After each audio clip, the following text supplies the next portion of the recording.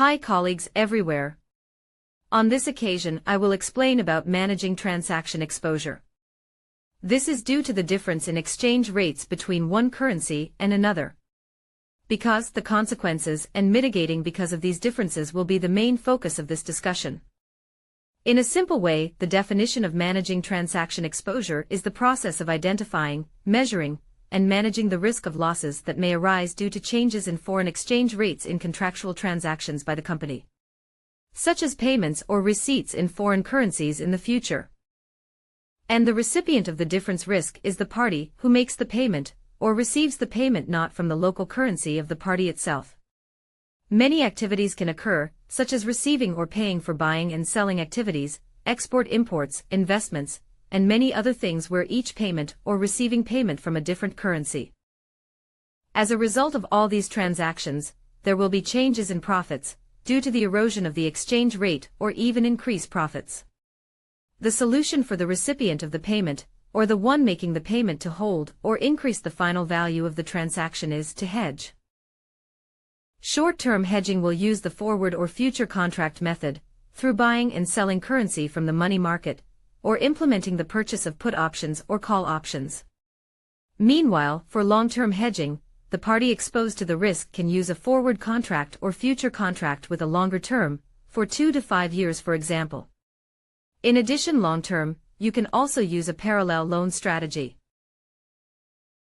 Optimal means that the company chooses a hedging technique that provides the lowest cost if it will make a payment, or receives the highest cash receipts if it will receive a payment. So, optimizing hedging is highly dependent on 1. Current exchange rate conditions and future exchange rate projections. 2. Local interest rates and foreign interest rates. 3. Premium costs if buying options and 4. Level of exchange rate uncertainty. Hedge evaluation. Once we know the hedging strategy to be used, an assessment needs to be made before execution. Hedging evaluation is done to 1. Assess whether hedging is profitable or not. 2. Assess whether hedging is effective in reducing risk exposure. 3. Assess whether it can provide learning for future decision-making or not. The steps that can be taken to conduct a hedge assessment are as follows on the slide. Hedge or not hedge. The decision to hedge or not depends on the company's condition and strategy. Hedging will be recommended when the company wants to reduce cash volatility, protect profit margins, ensure accurate financial planning, reduce risk during a crisis, and meet stakeholder demands. However, hedging can be avoided if the cost is high, the exposure is small, the company has natural diversification, management speculates positively on the exchange rate, or if partial hedging is considered sufficient. Limitations and alternatives of hedging. In its implementation, hedging has limitations. First, over-hedging, if the final result of hedging is actually smaller, if receiving payment, or becomes larger if making payment, then this is in vain. Second, the transaction volume is not yet known with certainty. Third, a credit crisis occurs. A credit crisis can worsen exchange rate fluctuations and burden obligations that must be repaid. So, the alternatives that can be done are: first, leading, which is accelerating payments or receipts to reduce risk. Second, lagging, which is delaying payments or receipts in order to benefit from changes in exchange rates. Third, cross-hedging, which is using another currency that is closely correlated with the exposed currency. Or fourth, spreading risk across currencies to prevent concentration of risk in just one currency. Calculating payable hedge. Now, we can try to calculate the hedge in a transaction making a payment to another party using a different currency between us and the recipient of the payment. For the first, using strategy for forward contracts or future contracts. At the example. So, if hedging is done using a forward contract, then for 1 year ahead Coleman Co. will only pay $120,000 for 100,000 euros, regardless of whether the exchange rate at that time will rise or fall. Next, using money market strategy.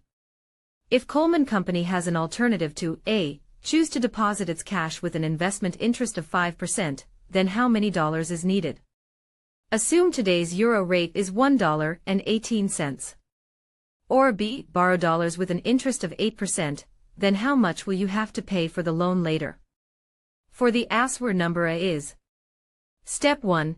Calculate the current need for euros so that future investment returns will be 100,000 euros, interest equals 5% per annum, and the result is Coleman needs 95,238 euros at this time, if it is to be invested at 5% interest for 1 year. Step 2. Calculate the dollars needed to buy 95,238 euros, and the result is Coleman needs $112,381 for get 95,238 euros, for start the investment at this time. Next, using call options strategy. With the conditions outlined on the slide, Coleman compares all possible scenarios with varying degrees of probability. Coleman also compares what would have happened if they had not hedged. Based on calculate with the table, we can know the result is. The costs required are $119,000 to $123,200, whereas without hedging the costs, would be $116,000 to $124,000, with a probability level ranging from 10% to 70%. After we calculate all the hedging strategies, we will perform an optimal evaluation of each strategy. The best and optimal choice that Coleman will choose is forward hedge, because even though the amount of dollars needed is less by using call options, which is only $119,000, or $116,000 without hedging with call options. And considering the existing probabilities, there is still a possibility that the amount of dollars needed will be greater because the exchange rate in the future is dynamic and uncertain. Calculating receivable hedge. Now, we will try to calculate the hedge in a transaction of receiving payment using a currency different from the recipient's currency. For the first, using strategy for forward contracts or future contracts. To answer this slide, we immediately calculate the future spot rate value of 71 cents with the value to be received of 200,000 Swiss francs. So the result is, in the future the value that Viner Co. will receive is $142,000. Next, using money market strategy. In the money market, we can hedge by investing the cash we have. In the example in the slide, Viner Company uses a strategy by borrowing money in dollars and then investing it, so that the final value of the investment results can be adjusted to the amount of receivables to be received. Next, using call options strategy. With the conditions outlined on the slide, Viner Co. compares all possible scenarios with varying degrees of probability. Viner Co. also compares what would have happened if they had not hedged. After we calculate all the hedging strategies, we will perform an optimal evaluation of each strategy. The best and optimal choice that Viner will choose is forward hedge, because even if the dollar received was smaller using a put optios of $144,000 or $148,000 without hedging, there is still a possibility that the dollar amount received would be lower because the future exchange rate is dynamic and not a certainty.